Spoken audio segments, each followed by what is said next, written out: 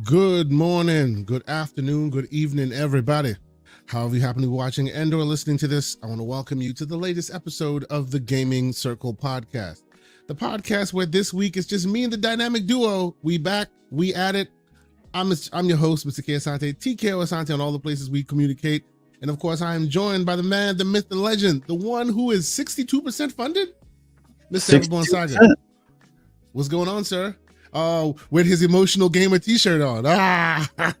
What's going on, but it's not about that is an experiment for next week, which we can talk a little bit about more later. Okay. But yes, 62% funded. The campaign is live right now. So yes, sir. And we'll talk about it. We'll let the people file in because I want to talk about it. I want to there's so much shilling for companies. Let's shill for an independent company. There you go. Right? There you go. Let's do some independent shilling real quick because that helps. It is what it is.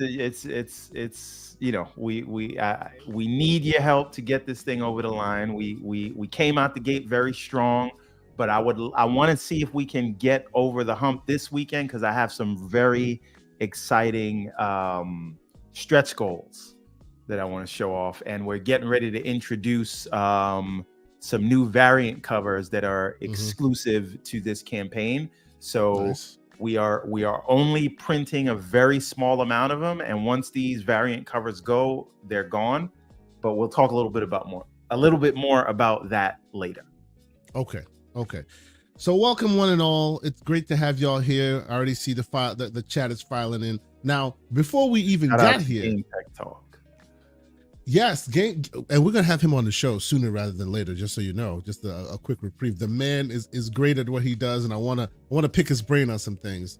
But before we even got into this live stream, we were greeted by the great J Mac with a $5 super chat. He says, "Shout out to the GamingCircle.com, the Gaming Circle podcast, I should say. K. Asante, Everborn Saga, salute, gentlemen. Have a great show. Graybeards, stop talking about me. We them boys at Xbox World Order is fully operational." Now the question that last part we're gonna probably have to discuss a little bit. That's probably gonna be a part of the show today. We're gonna get there, but shout out to you, good sir. We appreciate you being here. This is really cool. Now we're gonna get this whole thing started. This will be a shorter show, and I'm knocking on some particle boards as I say so. Well, this is actually wood. This will be a shorter show because we have a hard out at 12 o'clock. Pause. But we're gonna still try and give you all that stuff that you come to expect from us. The Saturday morning cartoons, as it were. You know, we're gonna have some of the interesting talk. But as we start this, we will start this the way we always do, which is some games we've been playing. Now, Mr. Everborn Saga, before we talk about one of the games I know you've been playing, which I played last week, let me share with you this game that I have been playing. The game is amazing. Like it is the embargo hasn't lifted yet, but you know what? Screw it. I'm going to do it. I'm going to share this game with you guys right now because y'all are here and you guys chose to hang out with us on a Saturday morning. So screw it. We're doing this live. Here we go. What game am I talking about? It's the game of our generation. It's the game that's going to change everything. What game is it? Everborn, are you looking at the screen? Is this okay? So what is going on here? So let me give you a quick backstory, because obviously I was joking about the whole gamer generation and the embargo stuff. Listen, it might be. You know. No. So this is a game that never happened. It's a game that never was. It was gonna be, but it just never happened. And Game Tech Talk is like, what? So what you're looking at right now is this was going to be the Halo Mega Bloks game, which at some point was real big on the horizon. People were, I see what I did there. I didn't even mean to do that because, you know, Horizon has a Lego. No, anyway, this was supposed to be it was gonna come out. It was gonna be interesting because, you know, you see it a lot. Microsoft has Mega Bloks with Halo assets, right? They've been doing their Mega Bloks thing with Halo for a while now. So there was thought that there'd be a game that would come out, right? And there was a lot of rumor and speculation. This confirms it. This, thanks to the old the Internet Archive, is basically a concept build, not a concept, but I guess you call it a prototype build of Halo Mega Bloks. And because it's on the Internet Archive, anybody can go grab the assets. And of course, with the help of the Xenia 360 emulator, you too can get this running on your machine. Let's be absolutely clear. It is buggy as all hell. It is not optimized. It is ridiculous. Like, it's full of bugs. But there you go. It's fun. It speaks that Halo energy. I loved playing it. It's not bad, man. What do you think? I'll tell you what. Again, obviously, this is like unfinished code, whatever. Works surprisingly well for Halo in third person. I just want to say that. It's fun. It's fun, bro. I really enjoyed my time with it. I have it on my machine right now. It's literally, it's just a little demo of what could have been. And look at the system, because here's where you build to get over the hump of the various things you collect. You collect them, the pieces, and then when you reach a certain spot where you have to traverse that divide, you build. It's cool, man. I gotta ask a question, man. Has Microsoft passed on more great things than they've? But see, this released? is the thing, right? Like, they are clairvoyant, man. They are clairvoyant. It's amazing. If you look at the Skunkworks project, if you look at the Graveyard, all the great ideas that literally this is a prelude to, and we're gonna see it when it comes, but to Horizon Adventures, the Lego game for Horizon, right? They built this thing many years ago, and for one reason or another, it didn't come to fruition. They didn't have the foresight to release it. Like, this could have worked. It's not about foresight. You know, it could have been. We don't know what happened. We don't know, right? We don't know, and we probably never will know. This just happens to be on the Internet Archive, so somebody was able to grab it, and there you go. It's cool, bro. I'm just saying. The same people that to their own admission passed on several things that turned out working out and as well. You can see, the jumping is very weird. It jumps straight forward, so you have to be very careful in your jumping. When the game started, it's crazy. When the game started, I couldn't move at all, and there's like a hidden menu you can press, and then you have to turn on clipping and turn it off, and then it gives you the ability to move. It is definitely like an experimental demo that is far from complete. But even this was just delightful. It was just delightful. Why are you showing me things that I can't have, K-Sante? Yeah. Hey, if you want it, you can have it. You can just have to go download the bits and play this right now. I get it. I'm just saying. Yeah. It's fun.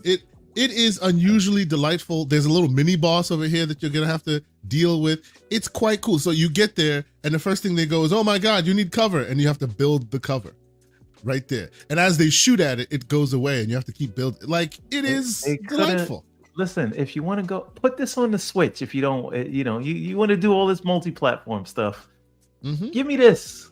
Yeah. And by the way, shout out to the Xbox Era. They wrote an article on this. I saw it and I was like, hey, I can find this thing. And then I found it and I downloaded it and I ran it. If you're not going to give me a proper Halo campaign or a DLC for Infinite, at least can I get this? Yeah. Now you piss me off in the morning, man. So this was an interesting artifact that I found, and I thought, it's something that should be brought to the congregation. Let's take a moment to just, think about what could have been. I played this yesterday in between a game that I really am not allowed to talk about, and I'll talk about that on Tuesday. Well, after Tuesday, I'll be allowed to talk about it.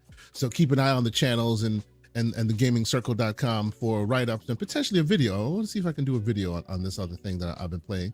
And that I am super excited about. Super interesting game. More to come on that one. But yes, this is what I found. You too, if you have any kind of a PC, can give it a shot yourself, right? Xenia is really easy to get, open source piece of software. And this is on the Internet Archive. Just go in there and go into the Internet Archive and type in Halo Mega Bloks and you will see it there. Go on YouTube, type that in. There are millions of other people who are ready and willing to show you how to get this thing up and running. But yeah, it's a fun little project that I found. And yes, I wanted to show you this real quick before we move on. So you're exiting the world, and check this out. Out of nowhere, check this out. a hunter comes up out of nowhere, Oh, and they have this tongue-in-cheek little Lego funny thing going on with it. It's just cool. This is okay. Listen, look. Uh-huh. And it's got the soundtrack and the audio just like you'd want it from Halo. You have them in your ear talking to you. Hey, you have to hit him in the back. And every time he goes to the other side, pause by the way. Every time he goes to the other side, you rebuild your turret so that you can kind of focus him. It had nuggets, man. Nuggets. It was good. It was good. Xbox. Yeah.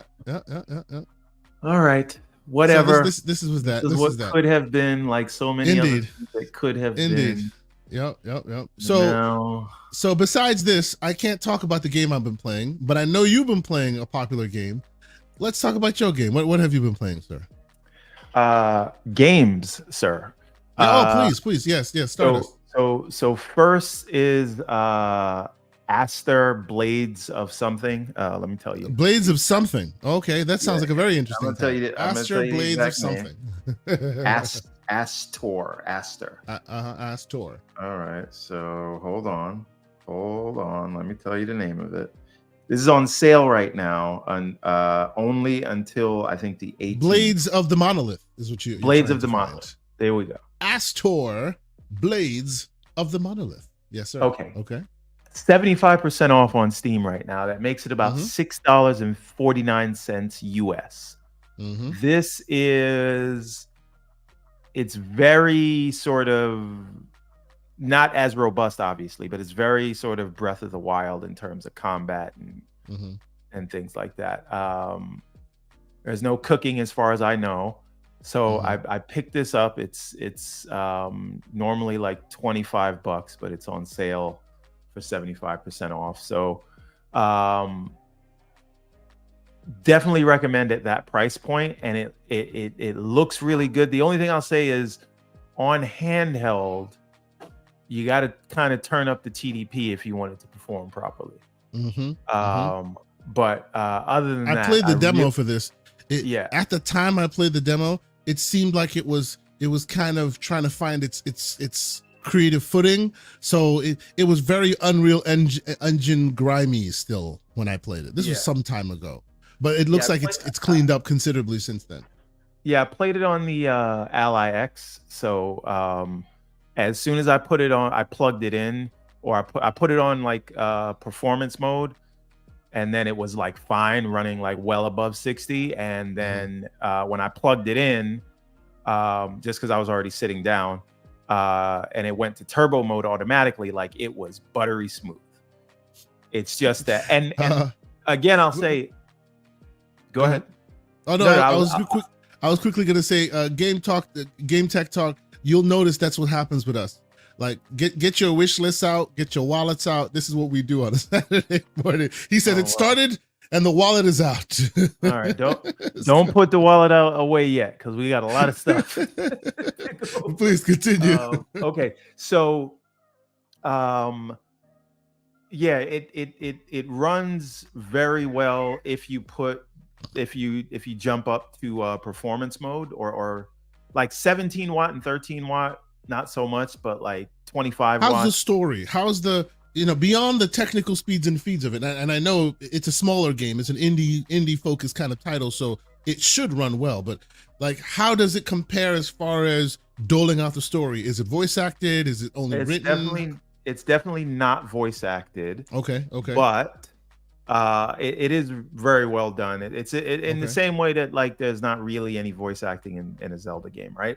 Sure. It does very well. The only like complaint that I have about it, and it's a beautiful looking game, the only complaint I have is I feel the combat and the lock-on system is a little bit stiff for my liking.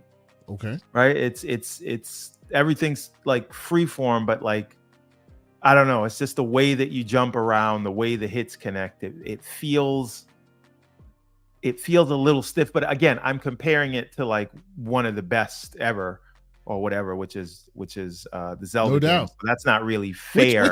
Which is an apt comparison, because they are definitely shooting their Zelda shot with this. You can definitely tell. Right. You can tell their So influences. it's not quite there, but again, at $6, it's I think it's pretty fantastic. We here to sell the indie fair. BT right. Maverick 707 All says, just bought Aster. Damn you guys. All right. Now save some of your money because I need you guys to check out the Kickstarter campaign, but we're going to talk about that in a second. Good morning, Holly. Hope you're all is well. Good to see you. Good morning. Good morning. Now, I will say this is a shameless plug because I want to send everybody over to the Kickstarter.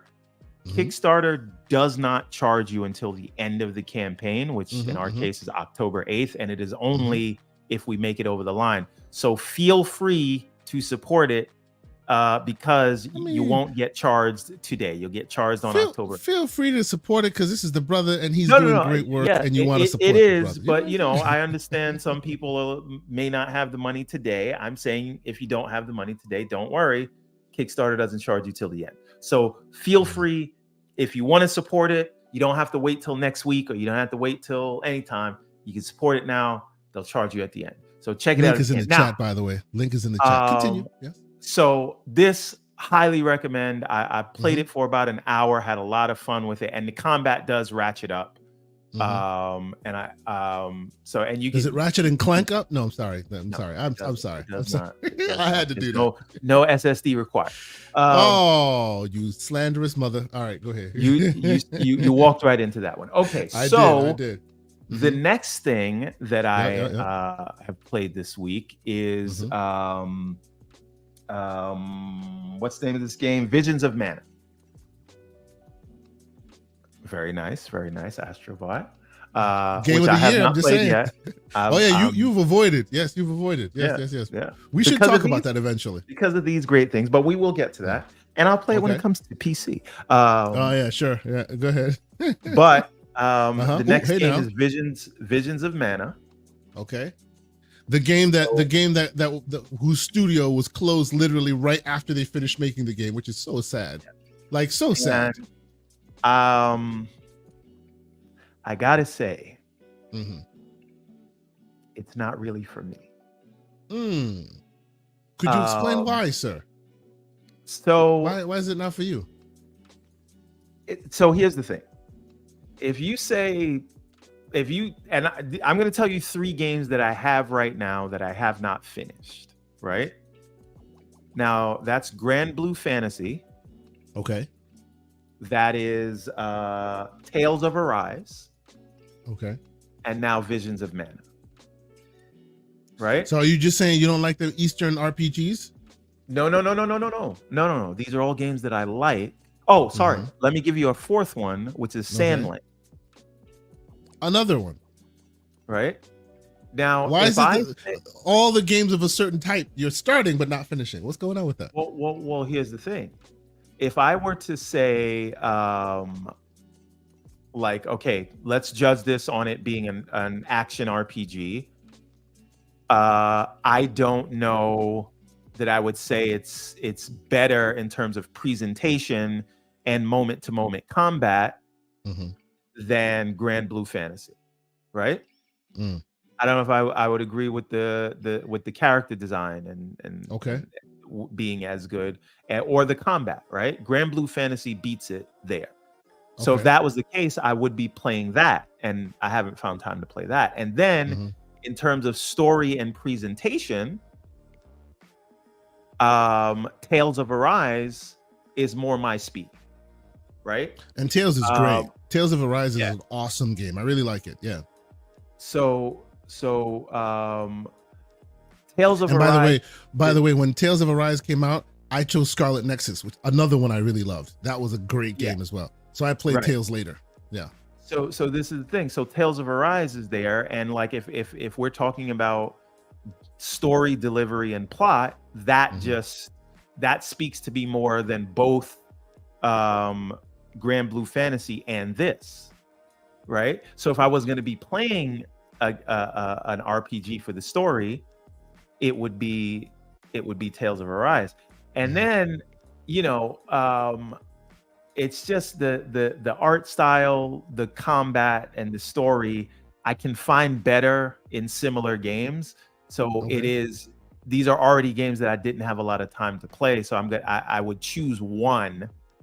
And I don't know that this makes it to the top in any of those categories, from combat to story to graphics and character design. So for me, it's not really it's not connecting. But again, I have not put a lot of time in it. It's just, you know, you only get one chance to make a first impression, and it starts kind of slow. And so it hasn't won me over to say this is the one I should stick with. Okay. All right. It's a sea of riches, sir. It's a sea of riches, which is unfortunately becomes a debilitating choice. You touch this, go, it's all right. Then you touch it, it's all right. You're becoming a grazer. This is what's happening. Well, no. See, this is the thing. Every time I complete a game, I will graze to find one that fits me and then lock in on that. And then lock in on that one. Okay. So there's a small window right now for a game to capture my attention, and if you're not hitting all the notes, then it's to the Shadow Realm. Okay. So then the next game, I actually don't even know how I had so much time to game this week. But the next game, and this was more out of spite than anything else. Not spite. Okay. Spite is the wrong word, but this was more to prove a point that I was making the other day. Not spite is not the wrong word, so don't hold me at that word.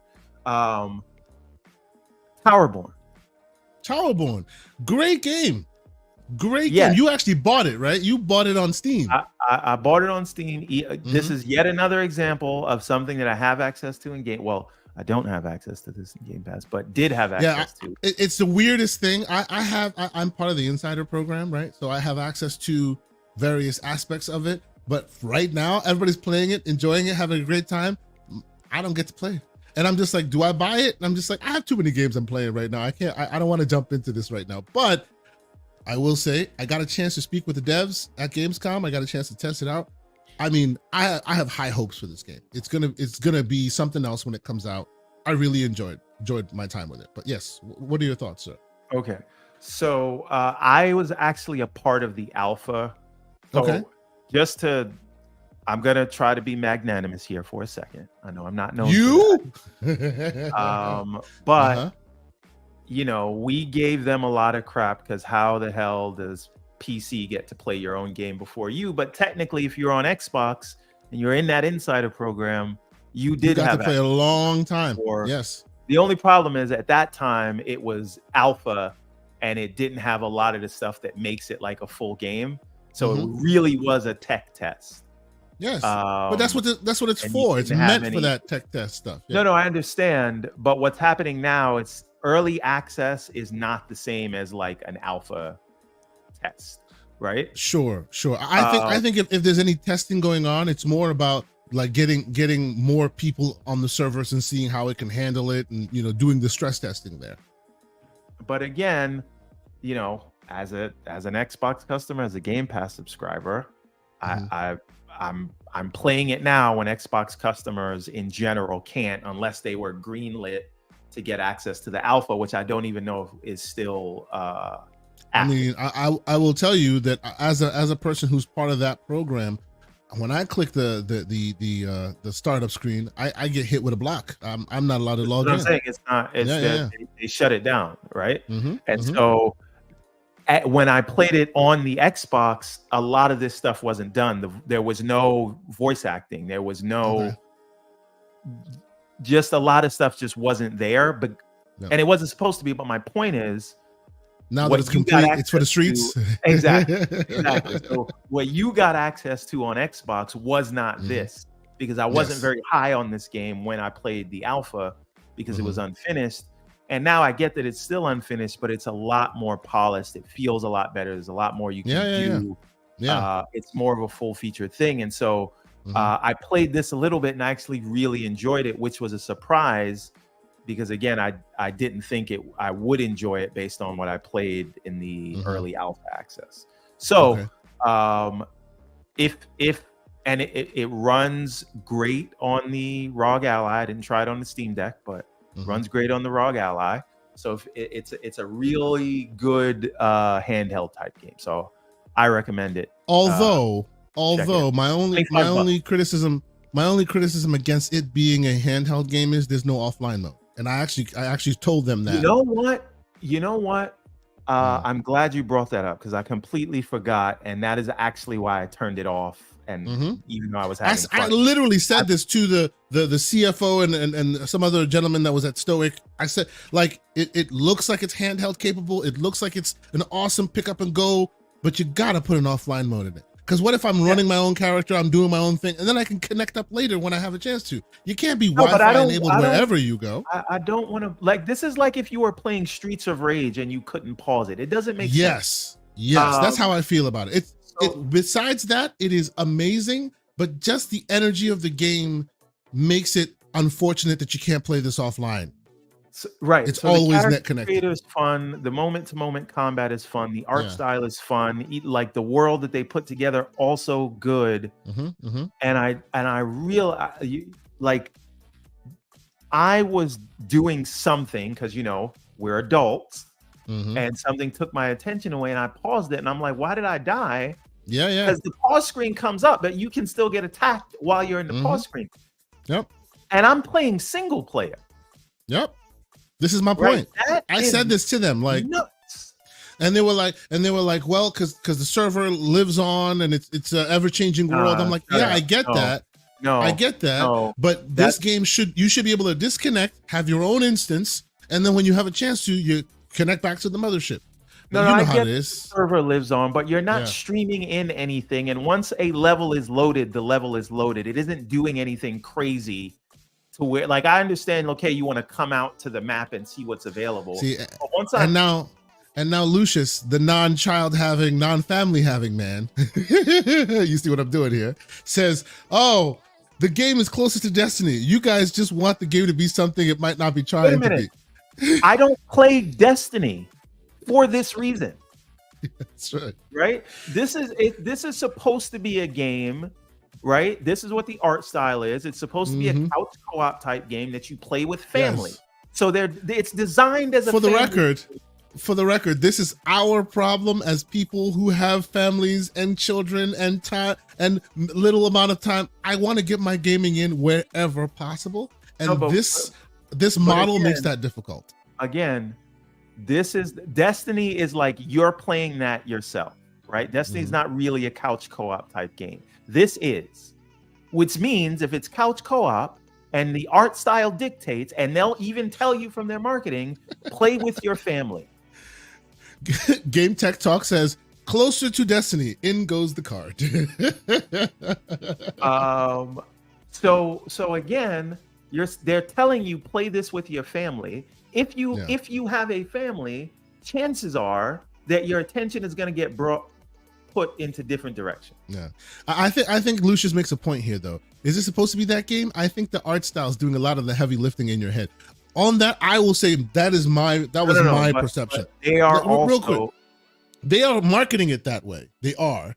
But the art style and the lightness of the game and the way it's so pick up and play and the way they're promoting it makes you go, it should be drop in, drop out. You should be able to have that ability. It's melee heavy, right? It's very much a melee game. It's almost like what do you call it? TMNT, Shredder's Revenge, or any of those other beat 'em up style games.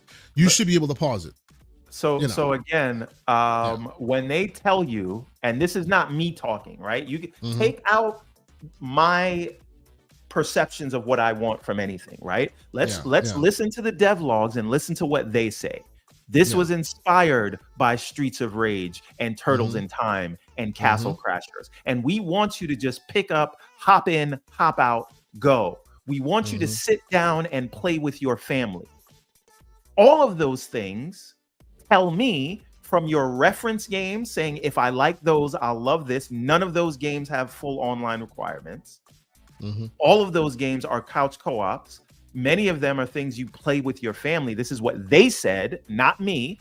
Yeah. So if it's designed to be a game, a couch co-op game that you sit on your couch and play with your family, with your kids, this is what they are saying. If you're giving me references to Streets of Rage, then it is not wild for me to expect that you should be able to pause the game when your reference games and what you are saying all leads one to believe that. Yeah. And but let's be clear. Beyond this criticism, which I wholeheartedly agree with you, by and large, what they have here is a winner. Do you disagree? yeah, but they're gonna make me not play it because if I can't pause it.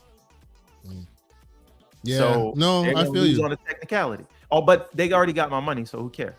They got you. That's right. But again, what I'm saying is, if we're looking at what the game is trying to do, right?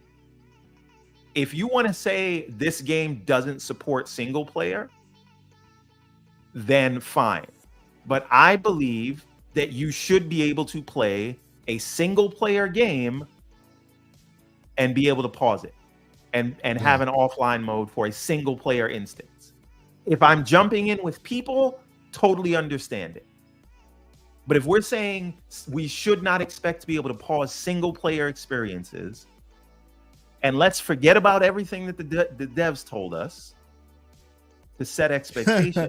So hold on. Serve, is it Serve? I think it's Serve. He says he has $1 million idea. You should pay him now. Maybe games that want the world to continue to play out while you're on the pause menu should have AI control your character just when you're in the pause menu. That's an idea, right? So you're playing your game, the world continues, and then AI takes over your character and continues playing as you until you get back to it. That's an idea. What do you think of that? That way the world can continue. You don't feel like you died, right? I mean, I think maybe, but maybe you also shouldn't take damage or something, and neither should your opponents that attack you. And then he said, "Pay me." We'll talk to our Microsoft overlords. Anyway, the point is that what exactly is it doing that it needs this online connection to where you can't pause it? It's because they could have implemented ad hoc drop in, drop out, but they didn't. They're leaving the world persistent. They want the world to be persistent. Remember, this is the same model that you can expect from Microsoft by and large, right? And I think that was a part and parcel of Stoic selling this to Microsoft. This is where microtransactions will live. This is where additional stories will be doled out. This is where, it's that ever-living world that everyone jumps into and keeps that monthly MEU situation going. If you give people the option to drop out or potentially go offline, then you don't have them as part of your whole, and they don't want that. They don't want the option of, these people are doing their own thing. No, they all have to be joined into the whole thing so we can count them as a big whole. Hey, there's a new event going on. Everyone's involved. It is the Destiny-like, as folks are saying, right? It makes sense because that's the type of game it is. Let's just be clear. That's the type of game it is. But since it's harkening back to some of the games of its past, since it has this inspiration so much on its sleeve, it makes it a little harder to accept. But it's also like this kind of game, like you load into the level and you're going to run through it. You're going to run from left to right to get to the end. That's all loaded up. You could still say, this instance is loaded. You're in here. It's paused. Yeah, no, I know. This is a creative choice that they have made. This is a choice they have made. This is not a requirement. Yeah, like it's not that kind of game. So I don't buy it, and I really think that they need to pause. Well, they're not selling it to you. Justice says they might. Well, they are selling it to me, and I did buy it. They might drop in, drop out. Drop out might be added by launch. Then don't say that I have false expectations. Well, so I will push back and say I all but bet it will not be added by launch, because I specifically, which the criticism you're giving, I specifically told this to the development team behind closed doors. I was like, look, I love this thing. It looks great. It looks fun, but this is my problem with it. And they were like, it's our choice. See this world? This is the reason why. Because this world that you're in, that main hub area is alive, and everyone there tends to be people, right? Other people from other worlds. And they want that energy of that part. I understand, but while I'm inside of a thing, you can go by yourself, because this world right here, this hub world, I totally get that. You shouldn't be able to pause this, but you're not getting attacked, so it doesn't matter. Lucius is different. He's saying drop in, drop out means you can jump in mid-session, but not an offline mode. It's still going to be online all the time. We're talking two different things. Yeah. Okay, that's fine. That's fine. What I'm talking about is just being able to pause once you've loaded into a mission, because the mission itself is fixed. You walk to the end of it, and that's it. But see, I think what Lucius is saying here explains why they don't let you do that. If they're planning on adding drop in, drop out mid-session, that means that world is alive whether you're paused or not. I want an offline mode for missions on single player. I agree. Wholeheartedly agree with that. Whether they do that or not is fine. That's up to them, but that will dictate whether I play this game or not. Hey, you've already bought it, so it is what it is. Hey, I guess I won't be buying any DLC. But to button this up, I will still say they have a winner on their hands. It may not be a winner to us because of this specific problem that I agree with, but by and large, it's a fun game. It's very Castle Crashers energy. It's very melee heavy. You have the classes are really cool and interesting. You have the big bruiser. Somebody else has the range character. You get in there. It all spells a lot of fun. It really does, right? This is a problem. I agree, it's a problem. We shall see what they do with it. But okay, what else you got, sir? All right, now we can have some fun. Here's a game I have no complaints with, and that is Warhammer 40K Space Marine 2. And while you talk, I'll play my footage from the beginning, and we'll talk about it. So remember, last week, I don't were you here? I don't remember if you were here when I first talked about this. I said this is what happens in the pseudo world where Microsoft got greedy and they canceled the coalition and the foundation was formed, right?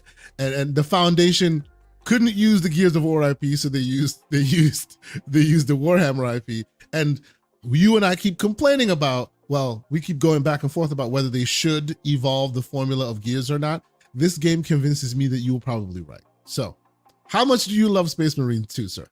So just in terms of, and again, we have no idea. I do think E-Day is going to be like a complete I agree of what a Gears game is. So they may not, they may take it up way further than what they've done here. But when I was talking about Gears needing to evolve, this is what I was thinking in my head. So they're like giving me what I wanted that I didn't even know that I wanted. I said it, you need it, even though this doesn't, my idea was classes. So some people were melee and some people were lumbering. This does it all in one. And the way they handle melee, and it's not just a canned, it's not just a mash animation, yes, right? yes. Listen, the game at one point turns into a Plague's Tale, and you got to get out a flamethrower, right? Real quick before we continue, there's a super chat that relates, so let me get to that real quick. First off, Abacab72, becoming a channel member. Salute to you, good sir. Appreciate you for being here.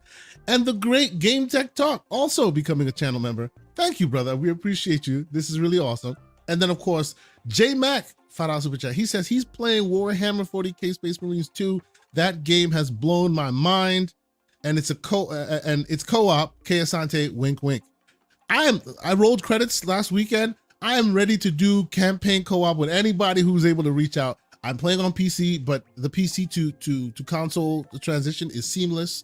You know, the way they figured it out is really, really good. I've actually tested it already, campaign to console co-op. So if you have a chance to and I'm available, holla at me, because I'm ready to do that. It's a fun game. But yes, sir, please continue. Tell me how much you love this game.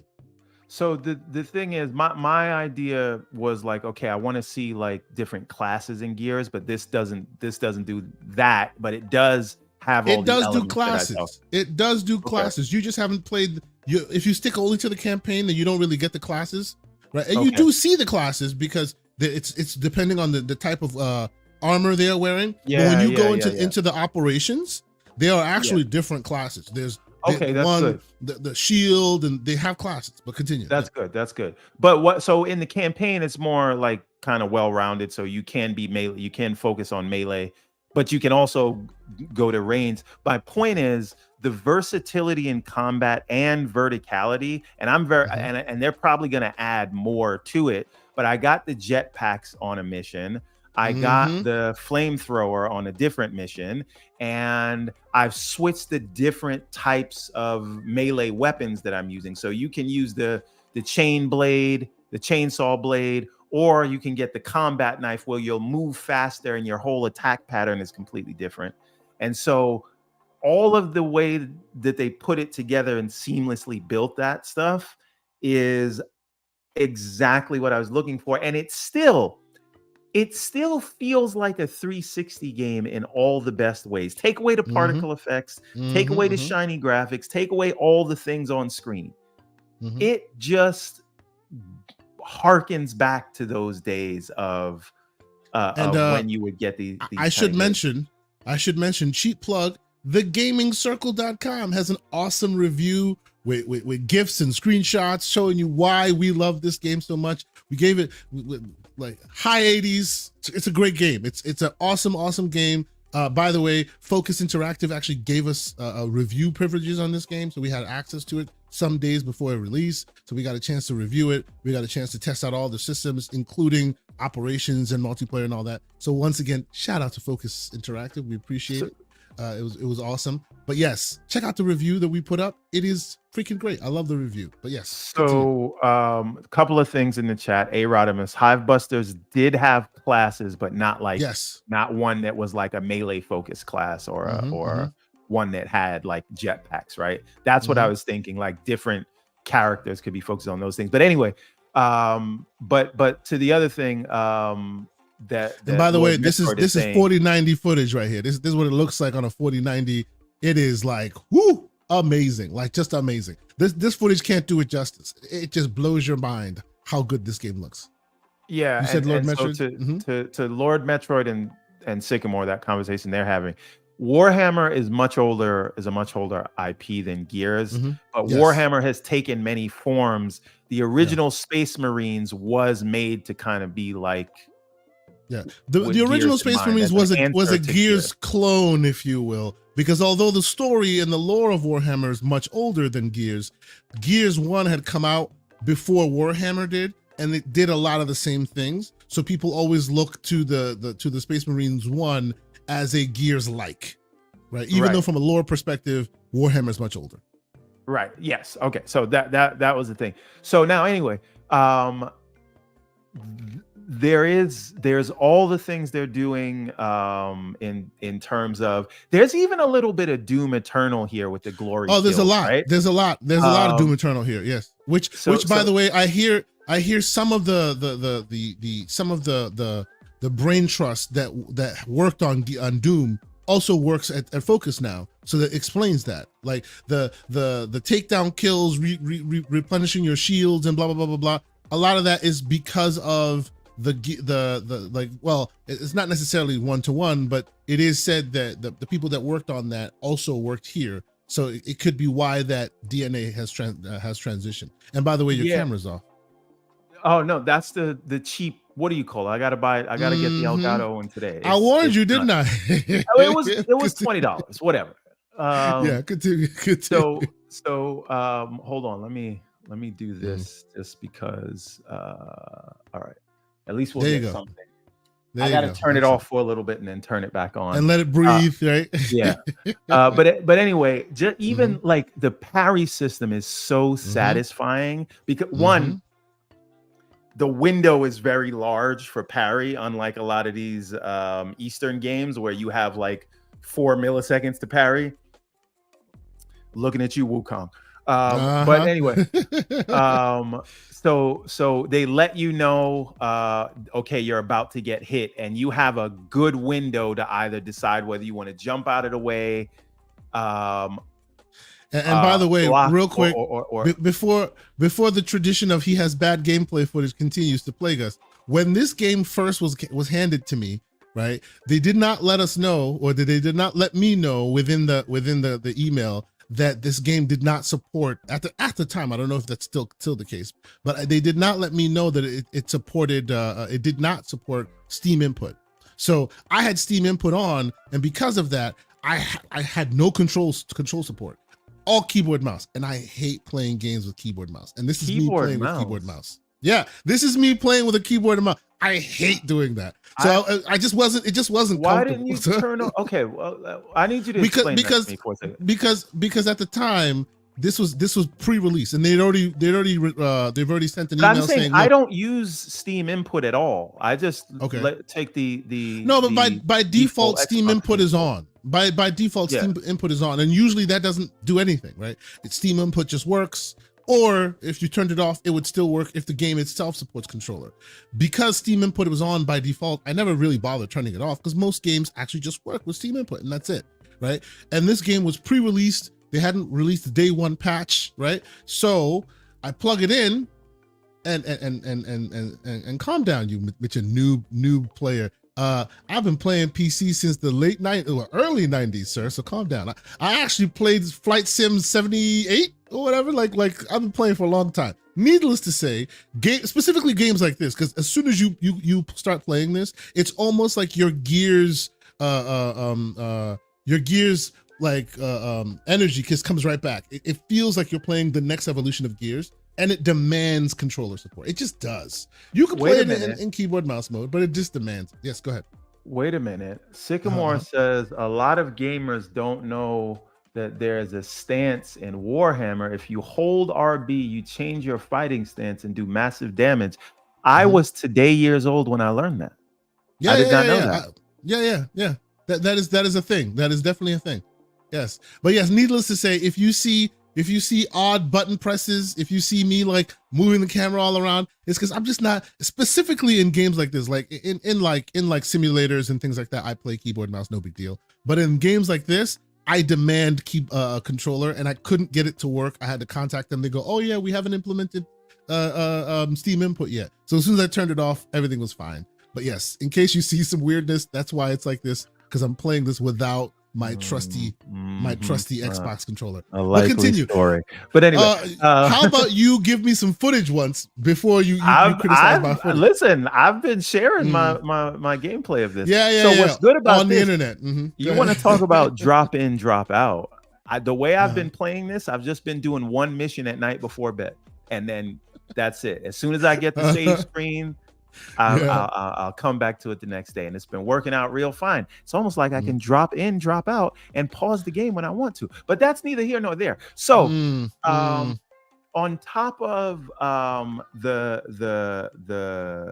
dodge and parry system, which again has its own little mini game in it, because like it does. If you do a parry, if you dodge correct, right, it'll mark someone for a power shot. So no. If you do a parry, if you do the parry correctly, it then allows you for a what do you call it, a finisher, and it replenishes your shields immediately.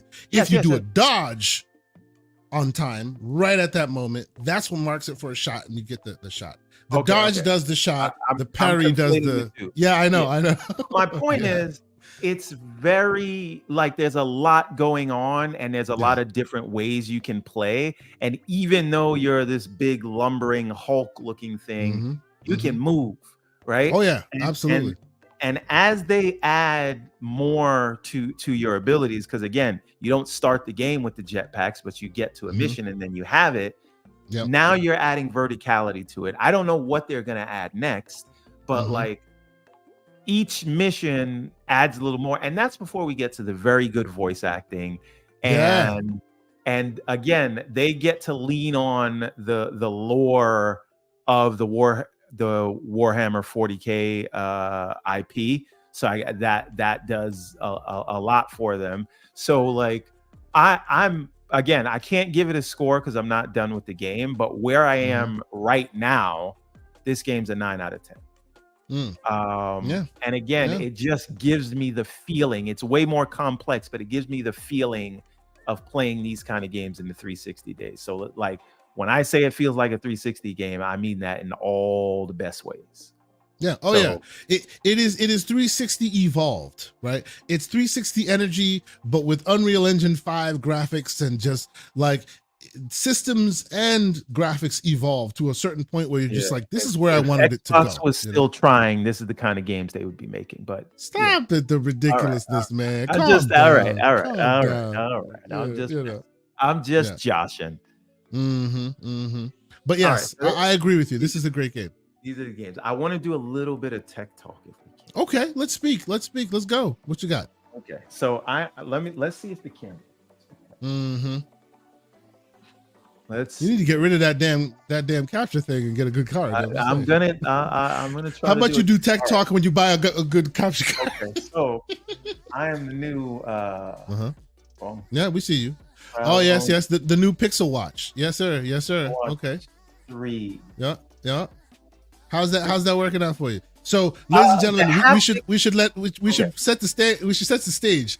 The man has decided to not drop the rotten apple, but he went all in on Pixel. Got the Pixel Fold. Got the Pixel Watch. He got a new line for it. He's deciding whether to go Apple or Android, and he's rocking both. Is that? Okay? So here's the thing. I last year got the 15 Pro Max or whatever. Yeah. Right. Yes. Which looks like the 14. Which looks like the 13. Which looks like the 12. Sure. But continue. But it has the NPUs in it, so it gets all the AI features that everyone else has to buy the 16 for.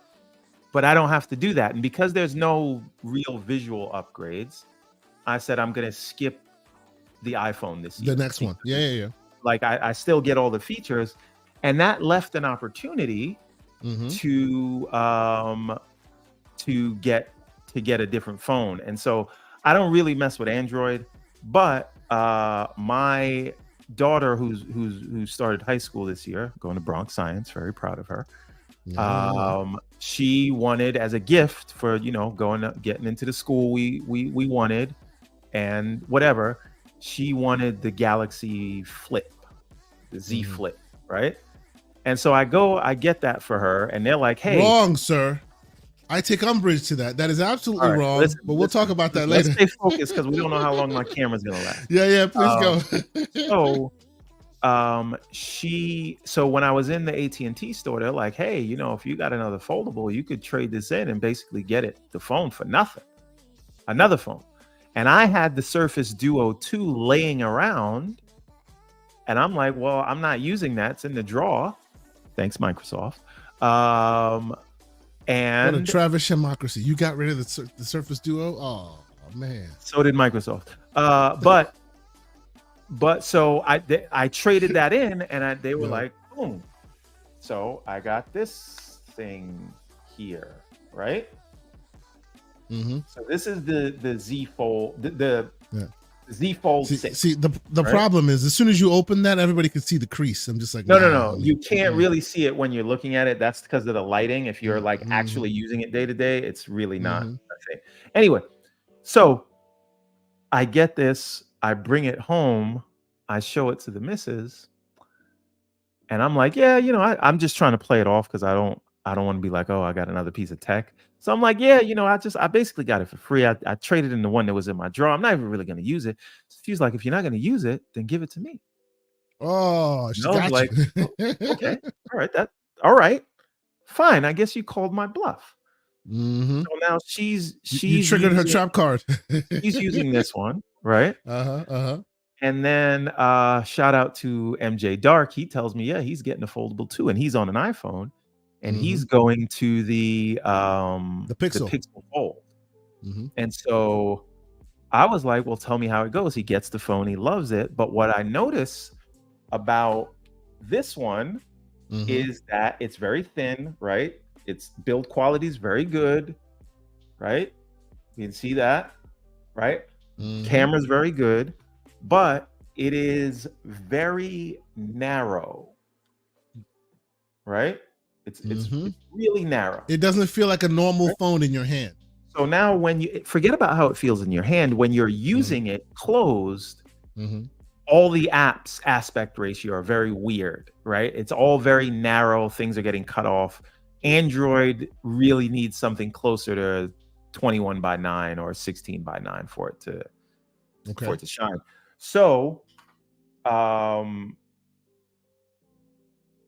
Yeah. So then I'm introduced to the Pixel Fold Mm-hmm.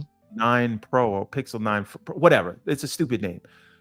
But this thing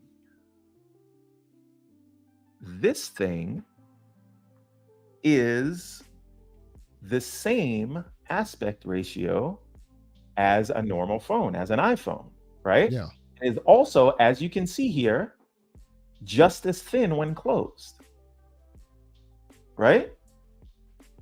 And so now I can use this in one hand and the apps don't get messed up. So real quick, because it's part of the previous conversation we just had, let me get this out real quick so we don't lose the thread. Mr. Gerald Mack, J Mac, $5 super chat. He says, I switched from quality to performance and ish, not even concerned with the colors anymore. The smoothness of the Perceive 60 has me hooked. He is talking about Space Marine 2. Just a quick aside, Space Marine 2 shows the power of the Xbox Series X. At some point, it is running 60 frames to PlayStation 5's 40 frames. It's about 20% uplift, and you can see it over and over and over again. DF did a whole thing about it. And you don't got to spend the extra $700 to get there. But yes, we will. But I'm sure it's awesome. You should play 60 if you have a chance to, because this really shows the dearth of power performance compared to the PlayStation. I needed to get that out. We didn't want to lose the thread on that one. But continue, sir, with your tech talk. So this works because it fits in the hand, and apps are the apps have the right aspect ratio or whatever, right? So all right, so this is, actually don't want to. Although I'm not a big fan of the big camera system behind there. That's a little bit too much, but okay. I mean, see, when you look on it straight on, it's fine, but from the side view, again, another reason I don't like the rotten apple. Like, no. Just because they do it doesn't mean it's good. 6 in one hand, half dozen in the other. But I'm saying if you're coming from an iPhone, like this is it. Right. Okay. And so, but you still get the whole whatever. So I'm doing this. And this one, if you buy it, you get a $350 credit from Google, which happens to be the same price as the Pixel Watch. As the watch. Yeah. So you order it right there and you basically get the watch for free. So I got the watch, I got the phone, and the Pixel Buds Pro will come right like on the 26th. And so he is like swimming all into the Android waters now. And now I have a temporary line, right, with a different number that I'm doing with this, because if you've been living in Apple land your whole life, there's a lot of stuff and a lot of passwords and a lot of signing in and a lot of digital wallet stuff that you have to transfer. And that is going to be a big sort of headache. And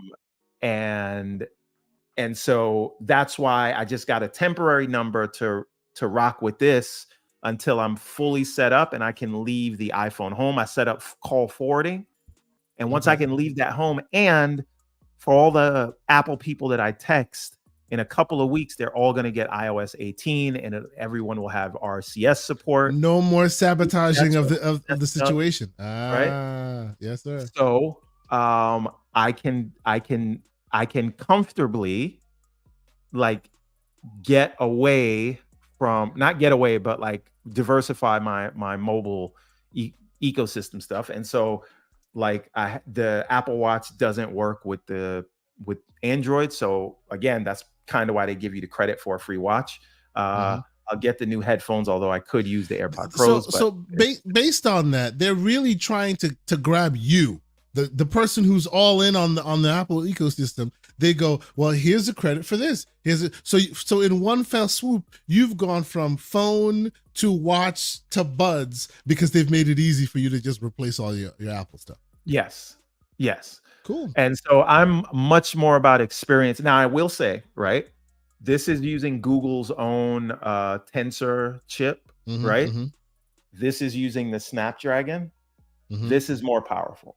Oh yeah, Like absolutely, Snapdragon, absolutely. what's on the Yes, Samsung is more powerful. yes. But from a person who doesn't want, I don't want to know this is a foldable unless I need it to be, Yeah, right? yeah, This yeah. to me is the outside screen is for at a glance information, but you're Hmm. using it unfolded all the time. This is barely opened because you can forget that it's a foldable because it's so thin, because of the aspect ratio. And it's a tablet only when I want it to be. And so Hmm. that was the thing. Yeah. And again, if Apple got off their behinds, they know they could make a foldable. They know they'd have a killer product. Apple doesn't want creases in the middle of their screen, I man. Apple understand, doesn't but want they're gonna that. buy the screens from Samsung anyway. My point is, unlike Android, there are way more tablet optimized apps in terms of True, layout of things. no And doubt. so it Yeah. would be a killer product Hmm. for Apple to say this is an iPhone when you want it, but it's Yeah. an iPad when you need it, When you and need it. Yeah, yeah, having yeah. the app just automatically change like that. I Yep. think that's a powerful combination, and that's something Apple could do that would actually be useful. So maybe they'll do it if the regulators force them to. I don't know. This is how Apple gets down. But anyway, so I'm on that Android journey. I will keep you guys posted as to how that goes. And there's one more thing I want to talk about, Okay. and this will be quick because I know we don't got a lot of time, and we Yep. do want to get to the news. Sure. I ordered the Ace Magic AM18. Now, Okay. real quick. Some of us who have been watching the show, you've been on this journey with us for as long as we have. And by the way, we're at 150 episodes. By the way, today is our 150th episode. So if you've been watching all this time, salute to you. Thank you, Everborn Saga, for doing this with me for so long. Yes. If you recall, when Everborn Saga started talking about the potential idea of putting a PC in the living room, what did I tell him? I told him to do just this exact thing. Instead, he poo-pooed me and put a freaking 4090 in his bedroom. Yes, and I do not regret it. And now he's doubling back around to my line of thinking. He bought a mini PC. No, sir. Also, so I didn't tell you to do this? I didn't tell you to do this. But I did not want to do this. This Yeah. is one, it's an experiment so that I can run Bazite on this thing. We'll get to that. Yeah. But this is because the 4090 situation worked out so well. I don't even want the consoles in my living room anymore. I'm putting this in the living room. But I can't put the big 4090 box in the living room because I have a nice cabinet that the 4090 is in that can be hidden away in the bedroom, and I turned off the RGB lights. See, all I hear is excuses. You should have gotten a mini PC in the first place. No. I should not have gotten a mini PC because the whole point of going to PC was to get the 4090 graphics. Okay, so your purpose for going to the PC was the 4090 graphics. Okay. Yes, which we'll see. We'll see how this works for you in the mini PC world. We'll see. If I could retain the console experience, meaning the UI, which again, that's not new to me. I'm not making it up. It's not Christopher Columbus. I'm just saying personally, I want a console experience. That's all I'm saying, and I think a lot of people agree with me. He says while wearing his CEG shirt that he made a logo for. Yes. Like, get out of here with all that. Yes, Chris, calm down, Chris. That's besides the point. So there's somebody called Americo Vespucci who would like to say hello. Right. I'm just saying. This time it is not about the it's not about the graphics, right? I'm just looking for competent 1080p to 1440p graphics. That's all I want out of this thing. But this is to see what it would be like if Steam decided to release a set-top box. Yeah. Right? The Steam box. Yes. So what we're doing, we're taking this device. I don't know if you want to show it on screen. You can go to their website, Ace Magic. It's AM18 is the model. So this device is only $379 to start. That's 16 gigs of memory, but I opted to start. Yes. But I opted for the one that's $429. This it's saying $449 on your screen, but if you get it from Amazon, it's $429. It's on sale. Yep. So I'm going for the 32 gig option. And real quick, if you choose to do this, get rid of Windows because there is malware on the thing. If you're not careful. Okay. We'll talk about that later. So this specific manufacturer got their hand slapped because the software of the RGB lights was not certified before they put it in shipping systems, but they've since corrected that. Okay. But yeah, whoever, they didn't sign the RGB software. But anyway, that's since been corrected, and that's fine.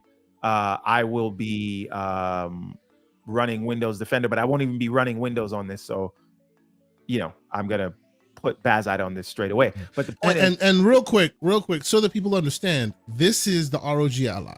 This is the Legion Go. This is all of your handheld, but actually what the chips were actually meant for, which is either laptops or mini PCs. So the HS variant just gives you the ability to tap into more TDP, right? The 7480U variants, lower TDPs, they hit about 28 to 30. These guys can go up to 40 and 50 and even more. So it's the same exact thing you'd have in your handheld, but now you don't have to worry about heating, you don't have to worry about battery life. That it's basically the same device. Nate Dogg, the pro conversation is coming up right after this. Don't worry. Oh yeah, no worries. We only really have one or two topics this week for the news. So anyway, so like you said, this is basically if you put a ROG Ally under your TV. The only difference is you will get higher TDP, you will get higher memory, but the memory bandwidth is slower. It's 5,600 mega transfers a second versus the 75. It's 75 that you get on the Ally X. On the Ally is, I think, 6,800 mega transfers. But if you go with any of these guys, they're all 7,500 mega transfers per second standard. That's why I'm pushing to get that more power. Yeah, but absolutely. Don't feel too bad about the 56 because that's what's on the Steam Deck OLED. So that's around. It's not the Steam Deck OLED. Sorry. The Steam Deck LCD. Steam Deck LCD, yeah. So you have similar speed there, but you have a much faster processor and you have more RAM and you have higher TDP. And here's the beauty of this. This is, all the stuff is plug and play, so you can upgrade the memory. What I don't know is if... You can also upgrade the storage. Yes, and it's literally 4 screws on the bottom and it's right there. They're not like, that looks like a product shot, but that's exactly what it is. It's a screw, you take it out. Floodzilla heard us talking AMD, so he's here to represent. You know what is going on, Flood. No. Flood is definitely going to appreciate this experiment. So the point is, you see the size of it, right? It's a puck. It fits in your hand. It is running the same APU that is in the ROG Ally and the ROG Ally X. It has higher TDP, slower memory, but more memory. And this is the box I'm going to get, and it starts at $379 for 16 gigs. I got it for $429 on Amazon. And so now the first thing I do when I get it, I'm going to get rid of Windows, right? And I happened to hold up real quick. Yuzu in the chat, he says, Everborn and Keasante, I'm new to you guys, but I noticed you guys hate PlayStation. What? I get preferring Xbox, but why do you guys feel the need to hate on PlayStation? I think you need to watch more of our content, sir. I will contend that Astrobot is game of the year. I love that. I love my PlayStation. Oh, he says the way Everborn talks sometimes gives me that impression. I mean, if you wanna throw that allegation towards me, that's fine. I swim in the waters. But no, there's no hate of PlayStation here. Yeah. There's no hate, no. Now, if we say I've graduated to hating consoles, large, here he goes. Have a conversation. Well, okay, real quick, because. But I understand how one could come to that conclusion, but it's all joke. Sure. But because we're having this conversation and we don't have too much time, let me share this with you because I saw this and I thought it was super interesting. Have you seen this thing that says AMD's finally gonna go AI driven with their FSR? Yeah, implementation. AMD is an I'll believe it when I see it kind of thing. And so they say this, and I get it. Yeah. And maybe a prelude to this is what's in the PS5 Pro, which we will talk about in a Well, second. but the reason I bring this up is because of the and this is from Jack Hein, I guess as you pronounce it, and he's a SVP from AMD. He specifically spoke to handhelds, right? He says on the handheld side, my number one priority is battery life. If you look at the ROG Ally and the Lenovo Legion Go, it's that the battery life is not there. I need multiple hours. I need to play a Wukong for 3 hours, not 60 minutes. This is where frame generation and interpolation comes in. So FSR 4, that is what we're at it. So now that we're going AI-based frame generation and interpolation, and the idea is increasing efficiency and maximum battery life. They're literally shooting their shot and talking about handhelds. This is why I bring this up, because I feel like they're finally taking this space more seriously. What do you think?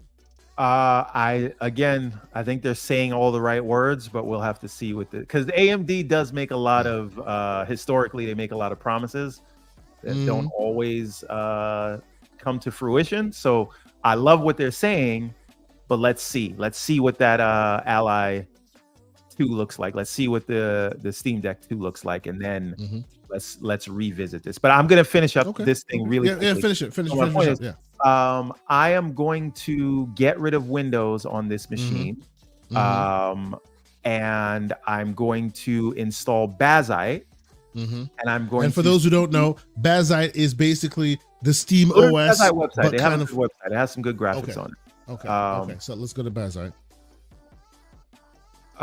So yeah, that's the one. So this is basically like giving you the Steam Deck OS on a flavor of Linux. Yeah. Yeah. So this is what I'm going to put on it, and it's effectively going to make this thing a console, right? A Steam box, if you will. And by the way, every time you call out any Linux distro, a Linux user or a Linux stan will come out and tell you another one that's better. And that Linux user and stan is always going to be Floodzilla. He's watching. He's like Candyman. You say Linux 3 times, he's going to show up in your house. All right. Always happens. Go ahead. So I'm going to install this because, and I didn't do this on the 4090 rig, even though I'm kind of primarily playing in Steam, because this doesn't necessarily play as nice with NVIDIA stuff, and I don't want to run into any issues. And it does, from what I'm told, work very well with AMD's. Slow mo backslap. Remember, for 6 months, he says, and he's agreeing with you, AMD says a lot of stuff they never actually achieve. Shout out to the man Slow Mo. I know you had some surgery. You're on the mend. Hope you're doing well, brother. It's all good. Yeah, shout out to Slow Mo. But they are saying the right words. I will give them that. Now, so the idea is to completely run SteamOS on this thing, run Bazite, I should say, run it in game mode, and just have it be a console. No Windows distractions, no anything. Play my Steam library and see if it holds up as a device in the living room. That's the goal with this thing. It has proven to work very well on the ROG Ally X, and this is using basically the same APU. So I'm hoping it works. It works fine. The only other thing to think about is the VRAM allocation. We'll see how that goes. I should be able to. That's a thing of that hardware. We should see. Yeah, we should see if that hardware allows for easy VRAM allocation or not. You know, that's the thing we need to pay attention to. Yeah. So that's thing one. So thing one, I found the right device. It is the right size. It's the right APU. It's the right everything. We've gotten the OS to install that we're going to run, which is Bazite. The next thing we're going to do is see if we can play with the VRAM allocation, which we should be able to. And then if that works, we are then going to move on to seeing if we can upgrade the memory. Now, again, this is just regular laptop memory and regular M2 storage. So it'll take the same SSD that runs in your computer now, and you can just put that in. So if all this works, I'll see if I can upgrade the memory so that I can get, 7,500 mega transfers or 8,000 mega transfers a second. If I can get that, we're off. 7,500 is your max. You're not getting 8,000. 7,500 is your max if you're lucky. Yeah. But yes. But the point is, we'll get there. Yep. I'll even take 68, right? Yeah. The more the better. Yeah. The point is, I'm going to do that, and if this works, it will show that for $450 after tax, or again, I don't really recommend the 16 gig route, but you could for $379 go and have a PC console under your TV. And you don't have to deal with all the now real quick, we should mention the reason why we don't recommend the 16 gig route is if you're basically putting this on the Ally and just playing it on your Ally, no big deal. You could do 16 gigs, not a problem. But if you're literally your priority is to project this on your 4K TV, I assume 40, 50 inch, whatever, and onward, you need more RAM, right? In order to make sure that upscaling stays stable. And 16 gig ain't it. 16 won't get you where you need to go. 32, if you're able to allocate it correctly, that should get you somewhat stable. 16, it will be choppy and it'll be difficult to maintain that stability. So you want, specifically in the context of connecting it to a TV screen, you want it to be have a lot more RAM over it. Yeah. Now I have one quick question for you, and we definitely need to move on from this. Yeah, we'll move on. Yeah. I heard that the machine that I was looking at, the Ace Magic AM18, it only comes with a 100 watts power supply. It's USB-C, you plug it in. I've heard that once you change the power setting, because it's on silent when by optimized by default. Yeah. If I change it to performance or balanced, the power draw goes above 100 watts, and so you'll have issues with it like shutting off. So my question is, if I just were to buy a higher USB-C power supply, will it work, or is there a limit to what the USB-C port can handle? I actually have a power supply, and I can send you a recommendation for that. I have a power brick that goes up to 144 watts, and it has like multiple connection points. That's what I'm asking is, if you can make it go higher, brick, is it fine? Yeah, you can have a power. Now, of course, every single system has their certain requirements and blah blah blah blah blah. It depends on the device itself, right? But like from a chipset perspective, it should be able to handle it, unless the device we're talking about has RGBs and is overheating and all of this. You never know, right? So it's on a per device basis, but the chips they all use have a rating, and by and large, when one chip is able to hit that shot, so can the others. You should be fine, right? This is what I'm saying. It's since we know what chip we're using, right? We're using this 78, and that's why I'm saying you should be fine, because all of them use basically the same chips. The only different that changes the equation is if you have a device that has RGBs that's already heated in the system. Maybe they'll say don't do that because now it'll get even hotter. There's mushy middles there. Exactly. Right, or their cooling potential systems and all of that. But yeah, you should be fine. That is in the weeds. But my point is to document this on the Gaming Circle on gcp.com or gamingcirclepodcast.com. So I'm going to take pictures of everything. I'm going to keep everybody informed in what I'm doing. And the point is, I could have done this sooner, but I wanted something where you could spend $400 and see what you get, see what your output is going to be. And again, so we're hoping $400 will get you 1080p 60. Yes, that's what we're looking for. Okay, interesting. And then maybe upscale it to 1440p depending. Interesting. Okay, very cool. Very cool. All right. So now we're gonna go to the news. But if you could go to the Kickstarter page, please. I want to show it to the people. Okay. I will go to the Kickstarter page real quick. And yes, here we go. And there you are. All right. So people, we are up to 37 backers. We got 24 days to go. We are 62% funded. Hit the button, right? What you gotta do? I would there's 271 people watching right now across all these channels. I really like if you guys could check the campaign out. I promise you, it is some of the best quality stuff you're going to see out there. And I know I'm a little biased, but like scroll down, show them the pages. I'm not joking. This is designed to say an independent publisher, independent universe can stand next to the majors in terms of quality. So we're telling a connected universe, just like the sort of MCU, but it's fantasy. It's like Western fantasy. It's drawn in sort of a anime manga style. And it's just kind of a love letter to shonen manga and Western fantasy. Ooh, Game Tech Talk has got some smoke for you, sir. He is asking the question that we all want to know. Why is it that the $100 pledge only ships to the US, sir? Are Canadians not worthy? Do their money not spend? For that, I would tell you, check out the Theros pledge, which basically gets you all the same things except for the shirt. And that's only because the shirt comes from a supplier that only ships in the US. That shirt. And real quick, we have an add-on shirt. Oh, if y'all are looking at the screen, I suspect some of these people might be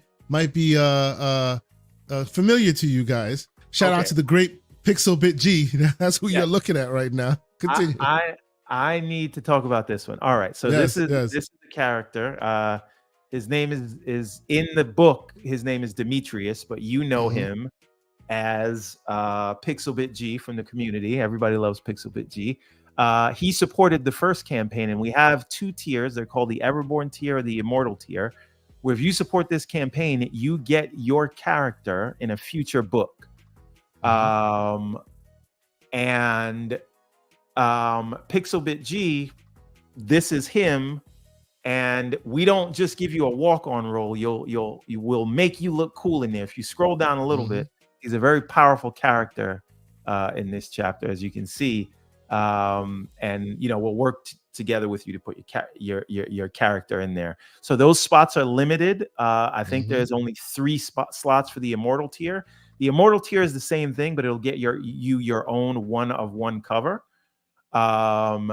And then you'll have your character in a future chapter. But the Everborn tier, there's only 5 slots because we can only put so many people in the books. Here you can see the hardcover for Prince of Arcadia. That's our other series. I have this right here. Well, you don't have this. You don't have this one. Nobody has this one because you have book 1 hardcover. This is I have book 2. Yeah, this is book 2. Yeah. Okay. It's never been released hardcover until now, and we added some bonus content to this just for this Kickstarter. So the hardcover is launching as a part of this Kickstarter. So the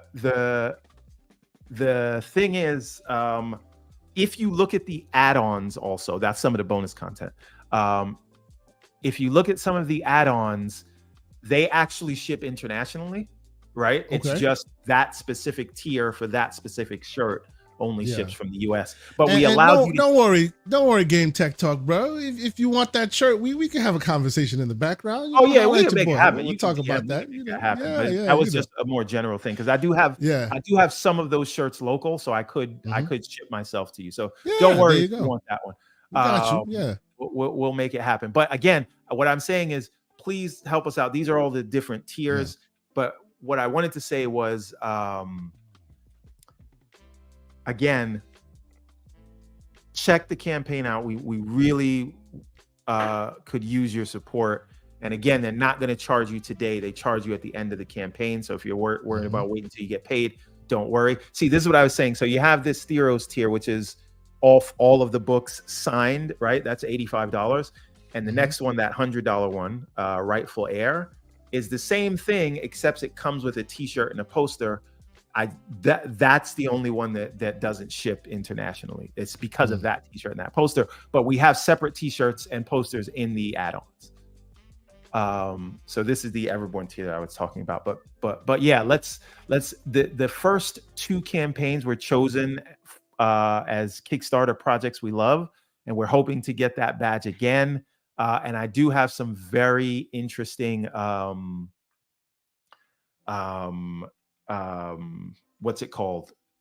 Some stretch goals planned, and I want to show you guys this today, right? Because on GCP, you guys get to see the things that no one has seen yet. So if you give me a second, I am going to share my screen. Yeah, we can do that now because you have access. There you go. Let's go. I'm going to show you guys. Hold on. Give me a second. And while he does that, I will be the host, and I will say thank you guys for continuing to rock with us. This will be a shorter show. In about like 4 or 5 minutes, we'll start the talk of the PlayStation 5 Pro.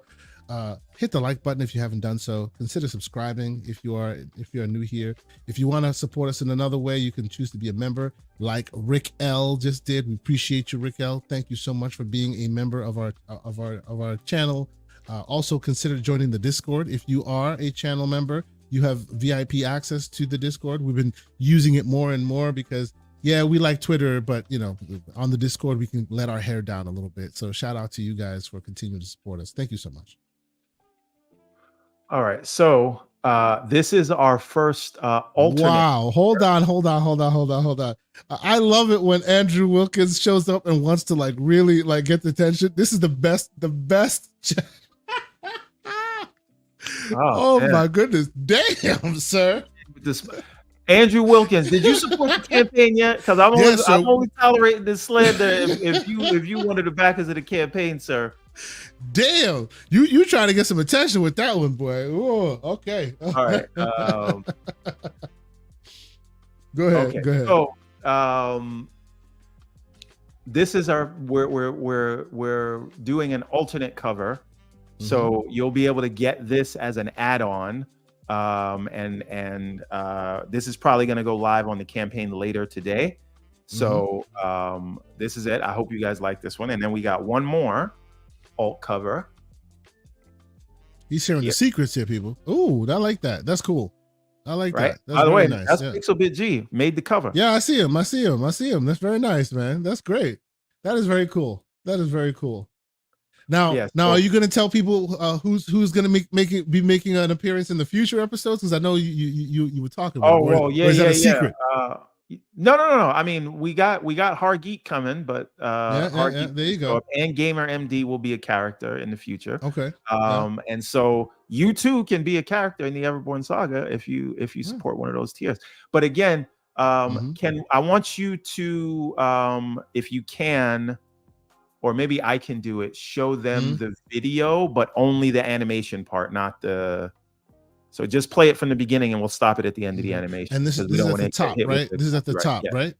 Yep. The very first animation. Yeah, absolutely. I can do that. Hold up. Let me shoot here. Oh, okay. So give me a second. Oh, this man. Look at this man. Oh, he is selling his wares, sir. Ladies and gentlemen, take a look at this. And of course, there'll be no audio, but yes. So the Everborn Saga. He's selling his wares. Let me actually put the link in the chat once more, and hopefully you are so inclined to go and hit that back this project button. We're trying to get the man past that point. We want to make sure folks are able to see this, and if you're a fan of this kind of work, and why wouldn't you be, you definitely should support this man. The quality's on display. You're not backing it just to support the man. You're also backing it because it is a quality product that deserves your attention.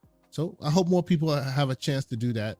Are you still Everborn? Are you still providing digital copies of the previous chapters before the actual? If you actually go check out the campaign, there's a link where you can download chapter 1, so you can get an idea of the quality. Yeah. So if you're not down with the first chapters, if you haven't been a part of it, you can read up on it and then get ready for chapter 2. So yeah, it's all available for you. We hope more people take part. This is we cultivate this community. The man has been doing great work, and of course, for the gamers in our audience, there are games in the works for this, because actually this started as a game. I'm sure you've heard Mr. Everborn Saga speak of it. It started as a game. it will come back in its game form, and we're just trying to keep the momentum rolling on this one. You know, we want the Do book me to a do favor well. and stop the video because it's getting ready to go to that copyright thing. We don't want. Understood. Yep. Absolutely. So yes, once again, we will the link will be in the show notes when it posts live, but I've also put the link in the chat right now. I will put it in the chat once more. If you are watching this live right now and you are so inclined, please do us a favor and hit that button. Go ahead and hit the back this project. Choose your tier that you want to back and show your support. Hey, once you do, there's a button to say share it online. Tell the people you supported it. You know, get more people involved. We're trying to make this thing as successful as it possibly can be. We have some time, but we want to make sure this thing hits 100% as quickly as possible. So thank y'all so much. We appreciate this. We appreciate y'all continuing to rock with GCP and showing support to the creators and the independent voices among us. You know, it's always great to see that support coming from you guys. So thank you guys so much. All right. Okay. Now the people are killing us. They want the news. So let's get the news without any further. Without any further ado, let's talk about the PlayStation 5 Pro. Let's talk about the PlayStation 5 Pro. And I'll put some stuff on the screen as we chat. But Everborn, you were there. You saw this thing, and I've heard a lot of people talk. There's been a lot of conversation about it since the video was released. Let's start right from the top. What was your first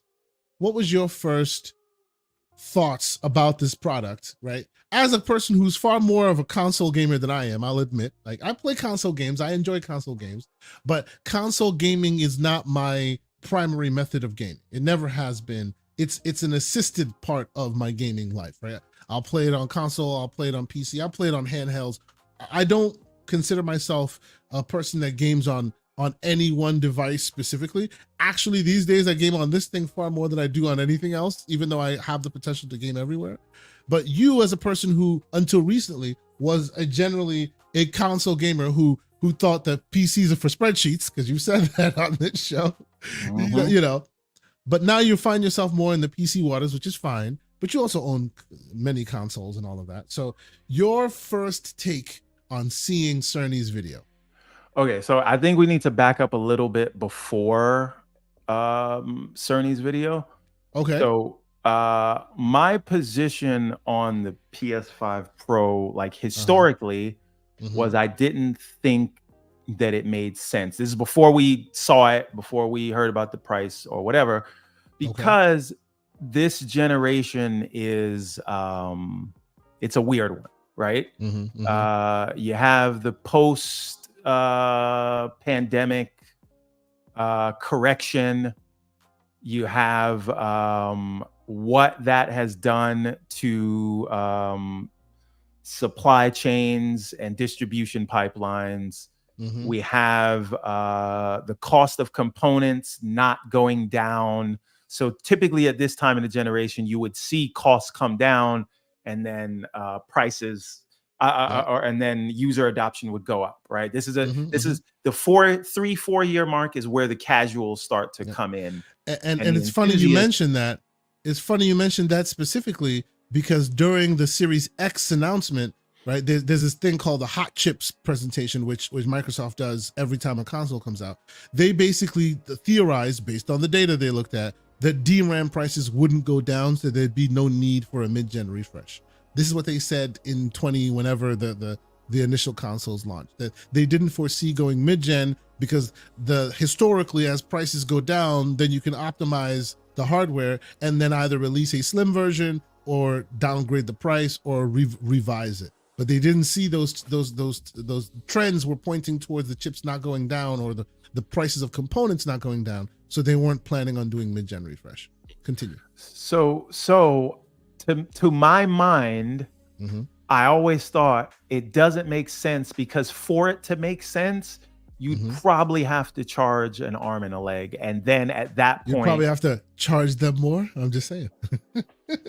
This is true. But at that point, I was like, there's no way that they're gonna release this thing for what it would probably have to cost, which is, $650, $700, right? Like I could not have foreseen that they would do that. So I always thought, yeah, I know there's a rumor, and I know there were plans, but plans change. Yeah. And so then they release it, because I genuinely thought it was going to get canceled, right? But then they release it, and they release it at that price. So I think the best way to describe that price is it's an enthusiast price. And again, I am not one to talk we call him Frivolous Purchase Saga for a reason. I'm just saying. Right. We're just talking about this $400 experiment that we're getting to do, and these foldable whatever. So this is not, I'm not watching anybody's pocket, and I'm not telling anybody to not be excited for it. I'm just saying, like, if we're gonna talk about this stuff, then we're gonna, try to analyze it in a way that we think makes logical sense or whatever. So, so they did it, and so where I can say that my instincts were spot on is that if they did it, it would have to cost this much. I thought that would be a prohibitor from them doing it, but it's apparently not. And again, if they weren't able to lower the price on their 2020 launch price, and they've in fact increased the price on the digital models and the physical models everywhere around the world except for the US, what would lead anyone to believe that they would be able to bring this price down below what it came out at? So, and real quick, I see Roadkill 8018 says, I'm assuming he's saying if Xbox puts out a sparkly Series X I see for $600, why do you guys about it? That's right. Well, but let me be clear here. When they did that, I don't know if you saw the show. When we unanimously said that was stupid, and why ain't nobody buying that? Nobody's buying that, right? At all, because that was ridiculous pricing. But that speaks to the fact that the price tag, the prices of components haven't gone down, so they can't do that revised PlayStation Slim, if you will, or the Xbox revision. Right? So, I do want to let's just level set for a second, right? Okay. This is not an if this then that kind of thing, right? I'm not comparing anything to Xbox. I'm not saying don't buy this. I'm not saying this isn't for you or it shouldn't be for you. I'm not trying to shame anything for wanting it. All we are talking about is the decision that Sony made and my perspective on it. Not once will you hear me make a judgment about whether you should or shouldn't buy that, because that is none of my goddamn business. Yeah, that is your decision. Right? You can choose to buy this if you want. We're telling you from our perspective how we saw it, how we see it, and what we think about it. That's it. And I'm also not even saying that it's not worth it. That's not what I'm talking about right now. Okay. And also there is this concept of this is Xbox's fault. I don't agree with that, but that's neither here nor there. I'm going to tell you why I disagree with that. Shout out to John Wolf.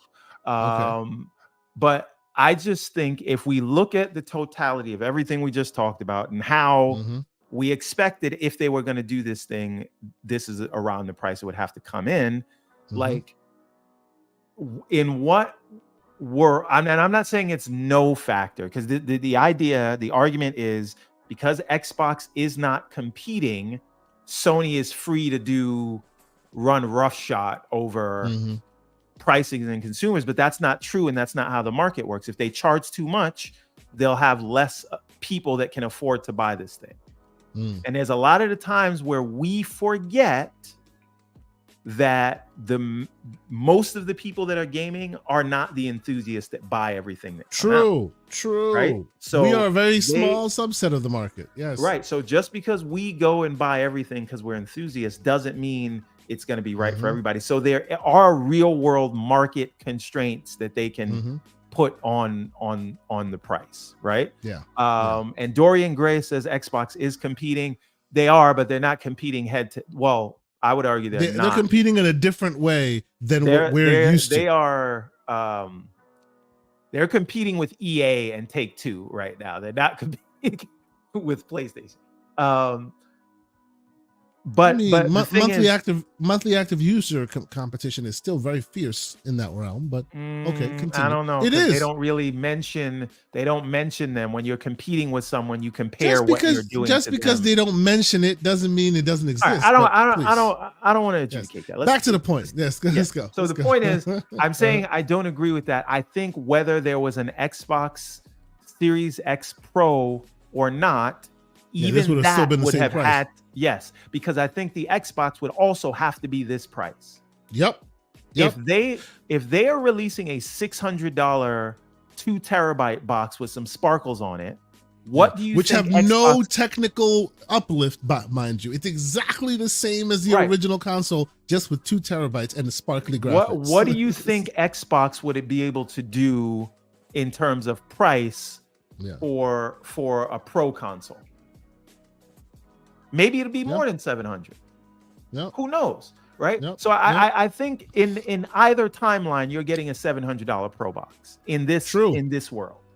Yes. So this is what I'm saying. I don't agree. And real quick, a little bit of slander from me. People always say Microsoft looks at the data too much. They were right with that data. They looked at that a long time ago at the hot chips thing. Yeah, but they were wrong about Halo blocks and not getting Destiny. Yeah. Right? I get that. But they were right. They were right about this. They were right because if they were to release a box like that, it would also have somewhat diminishing returns and also cost you somewhat the same as you're costing now. And they would have been also smoked in the streets about, oh, we're not even seeing its value. They saw this coming. Yeah, I think they called this one right. Yeah. Now we can talk. Mistakes were made.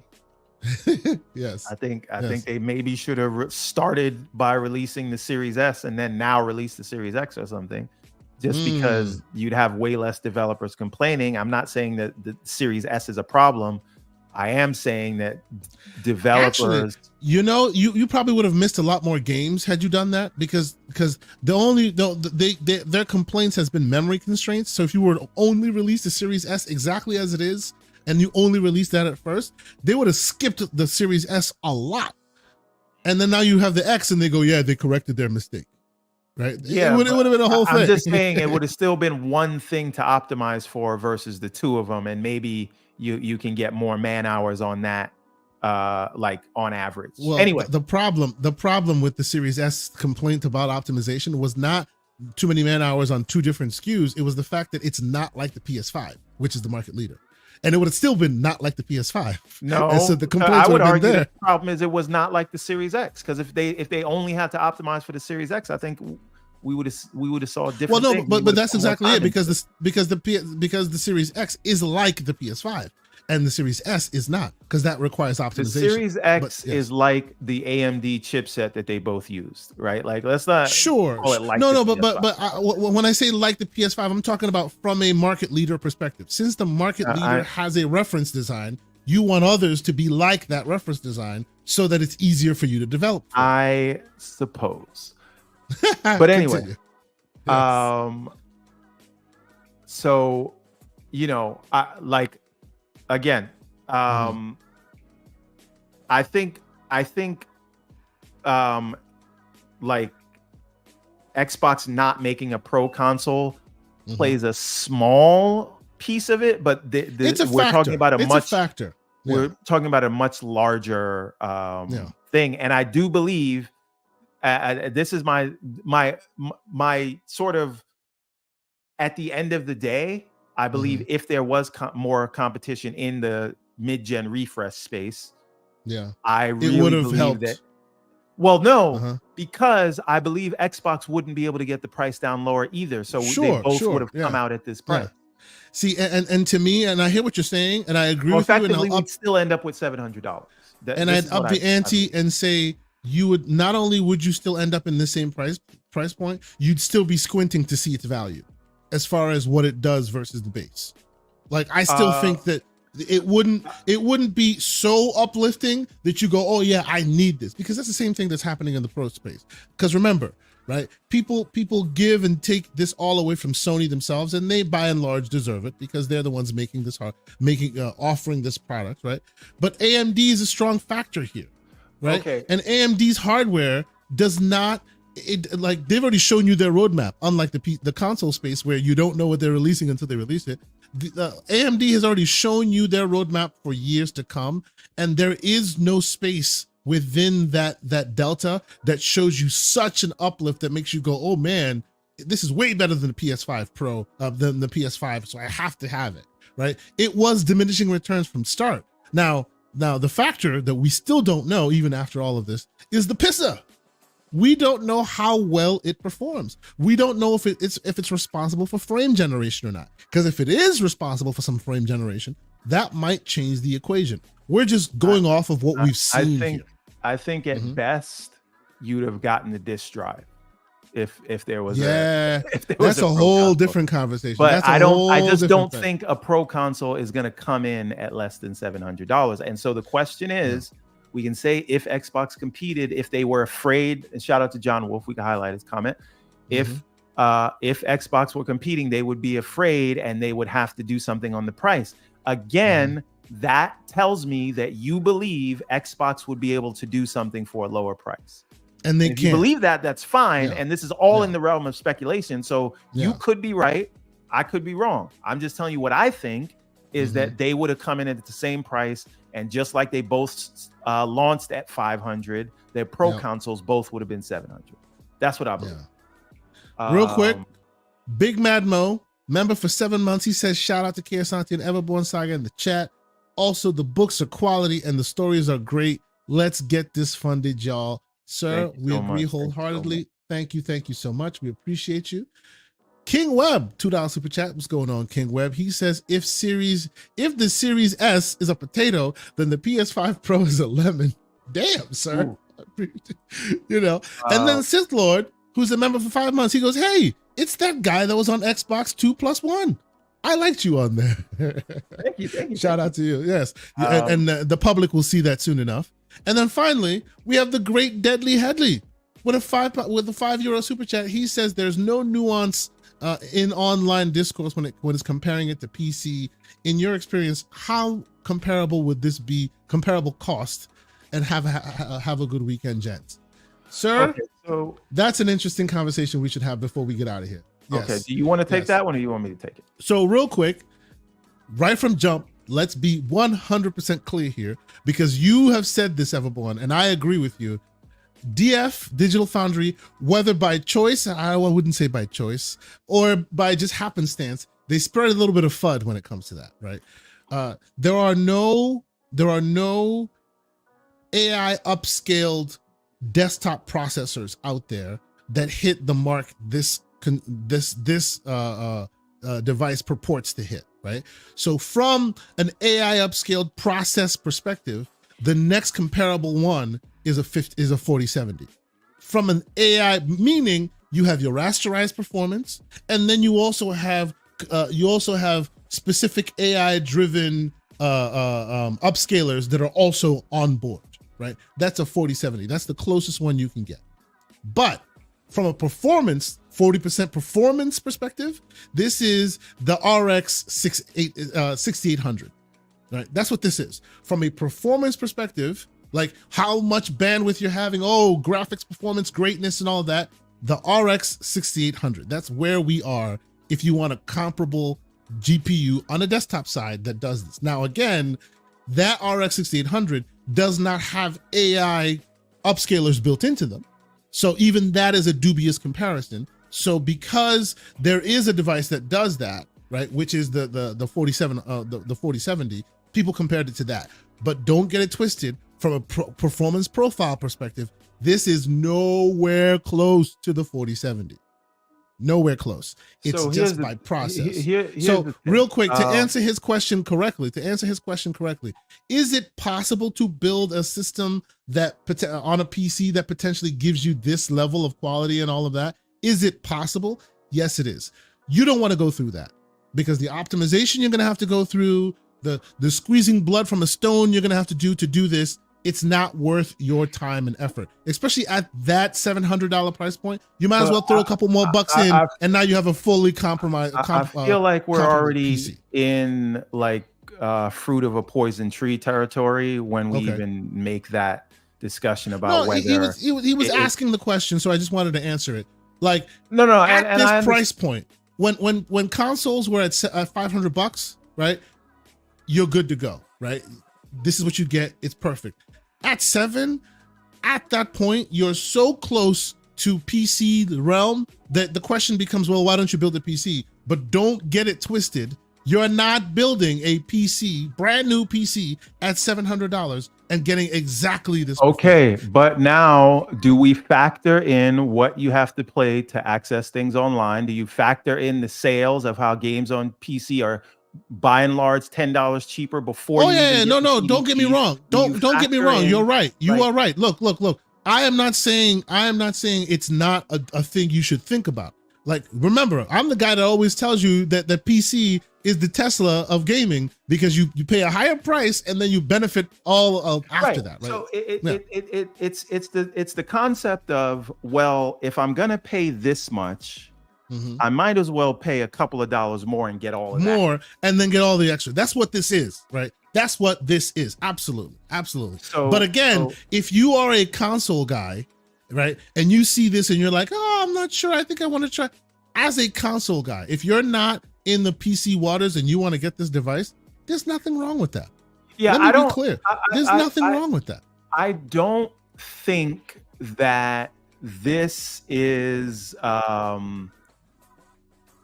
I don't really subscribe to the argument that, well, if you're going to spend this much, just go and switch ecosystems altogether, because that's not who this device is for. This device is not for the person that was on the fence about buying a PlayStation. This is for you're a hardcore PlayStation gamer. We want to keep you happy, so here's the best we can give you right now. And you spent a lot of money. This is for the hardcore PlayStation gamer who doesn't want to keep deciding between fidelity versus performance. This is their idea of keeping you there. Even though that is snake oil, because you're still going to have to decide between fidelity and performance, because it's still, remember, and this is where I'll do my one slanderous thing. The PS5 will hold the gen back on this one, because the console is still based on the base console. It's still considered a PlayStation 5. So all the great AI features, the PISA might be the most amazing thing on earth. They won't be able to use it to its fullest capability, because if they did, now all of a sudden the base PlayStation 5 user can't use it. This is the Cyberpunk problem. The minute you build it for the next gen, the last gen suffers, right? So this will always just be a dip in the toe of next gen. It won't be properly next gen, even if it has the capabilities to get there, which the pisser is the unknown resource here. As far as the FPS is concerned, and people going, this will play 60 frames on, say, GTA, get that out of your mind. If they were going to do that, they should have given you less GPU performance and more CPU performance, because FPS is directly controlled by the power of your CPU and the complexities in which it can handle. And from everything they've shown so far, maybe they show us more later and then the information changes, but from what they've shown so far, they've just clocked up the CPU a little bit. So don't expect crazy performance. Go ahead. Another thing is, I don't, so back to the Digital Foundry thing. I don't know how responsible it was to say, like, this is the comparable CPU is a 4070. There are many reasons for that. Firstly, the 4070 is more powerful than by far 33 or 44% uplift than what's in the current PS5. So that's thing one. The 4070 is already more powerful. And just because we're saying that, well, this also has AI upscaling and better ray tracing support, there's no number behind that. And AMD, and Slow-Mo will tell you this in the chat, AMD has made a lot of promises in the past about upscaling and ray tracing that have not necessarily come into fruition. And then just because Sony is saying the PSSR is the PISA, right? just because they are saying that, they also told you a lot of the things that the SSD would do that didn't actually turn out to be true. So well, we need I to think reserve our judgment until we see is my what point. more This of is what my the point. pisser So I can do. don't know Yes. that it is fair, because right now everyone is going to say it's a 4070 and people are going to buy it which is based on that. ridiculous. And for the next 2 years, we're going to have to hear this is a 4070 when that may not be the case. And well, it's not that it may not be the case. It 100% is not the case. Okay, it's not the case. Now the AI compression, the AI capabilities that it has may let it reach beyond its capabilities, but we need to see what exactly. It's so what I'm saying is, before you call it a 4070, because that gives people the impression that it's going to be on par with what they're doing in terms of DLSS and NVIDIA ray tracing, and we just don't know that. And by the way, Sony did not give Digital Foundry early access to it. They gave it to CNET. Yeah. So if they're not willing to give you it early so that you can test these claims that you're making, and again, maybe he's seen it some other way, but I just don't know if it was necessarily responsible for him to say that it was a 4070. But whatever, we shall see. The conversation is just going to be annoying for the next 2 years about it. But again, I will, after saying all of that, say we can say whatever we want about the price, but Sony is at the very least still talking to their most hardcore of fans, and they deserve. This is where it goes. You always got to go back to the console emotional state. Oh, these guys aren't talking to their console base anymore. I hear you, bro. I hear you. I do. They're happy to take your money, so they should should make stuff for you. Why is it not okay for a customer of a product for 20 years to say, "I want you to do better"? Why you got to be emotional just because you want the company to do what they promised you? I love triggering this man. Anyway. Because let me tell you something right now. If AMD or NVIDIA promises you something and it doesn't work out to be what it is, you're gonna call them out. But if I call them out, they're just above reproach, and I'm emotional. Ladies and gentlemen, just so you understand, whenever I use those buzzwords are to trigger two specific people, and it works every time. One is my panel member, Miss Eva Bonsaga, and the second is Lucius Augustus in the chat. And every time it works like a charm. Ladies and gentlemen, unfortunately, this has to be the end of our show because we have a hard out at 12 and we're creeping right into that. Okay, give us 2 seconds though, because I don't want to be accused of not mentioning this. Okay, go ahead. Xbox fired another 650 people. That they did. Apparently, mostly in the back office where these people came from, but that doesn't mean they're not people. They're not, and that sucks. And this is probably not the end of it. And they're going to do it more. And they're ruthlessly optimizing. And again, every headline you get from these guys is just, you are who your haters said you were, and that sucks. Yep. I don't disagree. There's no disagreement around that at all. Absolutely at all. I hope that, and we have friends that work there. We hope that it doesn't affect too many more people. It just seems to be a repeat thing that keeps happening. It just keeps happening. It is what it is. Septic Sauce says, "Oh man, I just got in here, sir. It's been a minute. I hope you're doing well. We would welcome you on the show at some point. You need to come on the show, man. We want to hear more of your slanderous takes." Okay. Sith Lord says, "I'll only buy the PS Pro for Concord." Nice. Gaz, can I come on to your show, sir? Yeah. There you go. Shout out to Gaz, man. He's doing great work out there. He's being the slanderous one, the real slanderous one, as he always tends to be. I appreciate you, sir. I like watching your stuff. Anyway, all right, yes, he says, of course you can. We're gonna give you about 2 minutes or less. Is there any quick news item that you want us to talk about for like? Let's see. 3 minutes. Let's see. I'll throw some news items out real quick. Of course, DF. Although we say they inadvertently probably made the conversation a little weird. They also did come out and say don't depend on GTA 6 hitting 60 FPS on the Pro. I will say the only time that you can expect the GTA 6 will hit 60 on the Pro is if it hits 60 on the base model. That's the only way. Only way. The best I can imagine is if they give you a 40 frames mode on the Pro, if the base is 30 frames, right? And those who know, 40 frames gets you into that VRR territory, and then you might be good to go. It is what it is. But yes, the problem is the processor. The processor was, and actually there it is. It's a CPU problem. They should have added more CPU resources, but of course, had they done that, now you're in a territory where now you have to backport to the base who does not have that bigger CPU, and then you have a different problem. What I call the cyberpunk issue. So this is what it is. This will clean up the potential rough edges you have in your base console, but it's not going to give you like a new benchmark 60 frames. They should have focused on the CPU if they were going to do that. But there's that. Anything else you guys want to talk about in here? Let's see what else. Oh, Annapurna.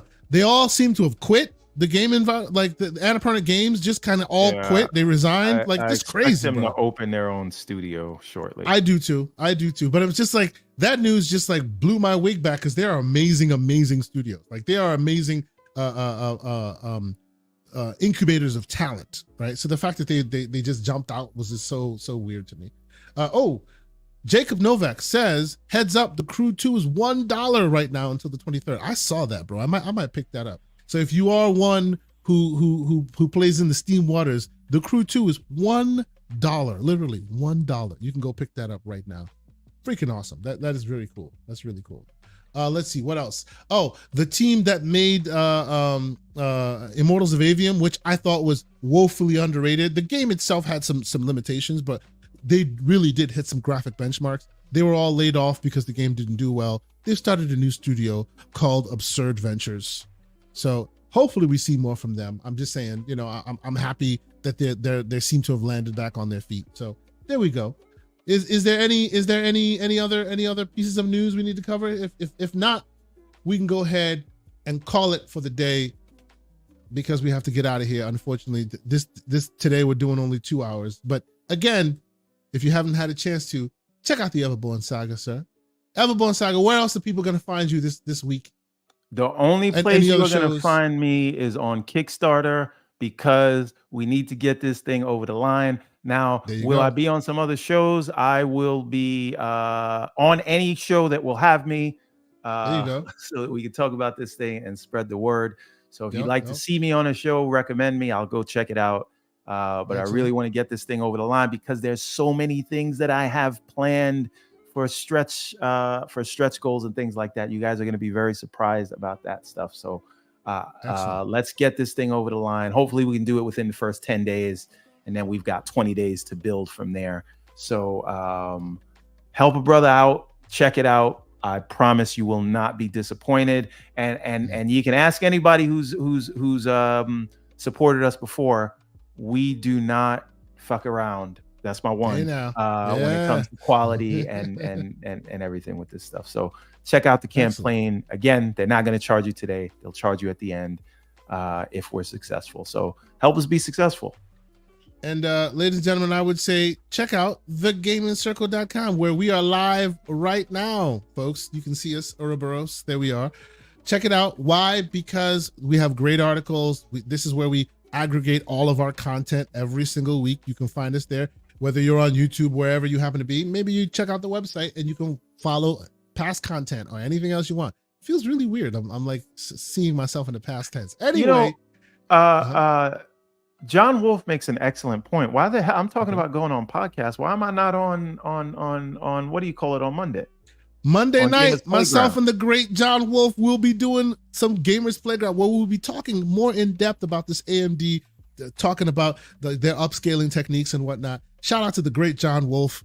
We'll be talking about that on Monday night. Maybe Mr. Everborn Saga will choose to join us on that Monday night. You can talk more about your CEG Christopher Columbus life. Hey, it is what it is. Oh, you actually have a project for Mini PC. This is where we do that, right? That actually comes on Monday, so we can talk about that. We can really talk about that. Excellent, sir. We appreciate it. So we'll look forward to having you on Monday. Also, like I said before, check out the articles. We have a great Warhammer review article up right now. We had a late entry to have Stellar Blade, which is also another article that was written. and of course, the Infinite Umbra wrote our Black Myth Wukong review. What is Umbra talking about in the chat? That didn't at all answer the question. Is that something for us or somebody in the chat? Yeah. Real quick, let us know if we need to. And we do got to go. We got to break out. We got to break out. We got to break out. But yes, please come check us out. Come check out the gamingcircle.com. There is a review that is going to be posted on the gamingcircle.com on Tuesday. I've been playing the game. Oh, that was to Everborn. What was the question, sir? Please, quickly before we get out of here. What was the question? We'll try to get it answered for you as quickly as possible. But yes, Tuesday, embargo lifts. There's a game I'm super excited about. Can't talk about it right now, but if you know me, you know I love that indie energy. You know I love that awesome gaming energy. This is the kind of game that you'll hear from me. He asked why he wasn't on Monday Night Show, and Kate simply promoted the show. So why aren't you on the show, sir?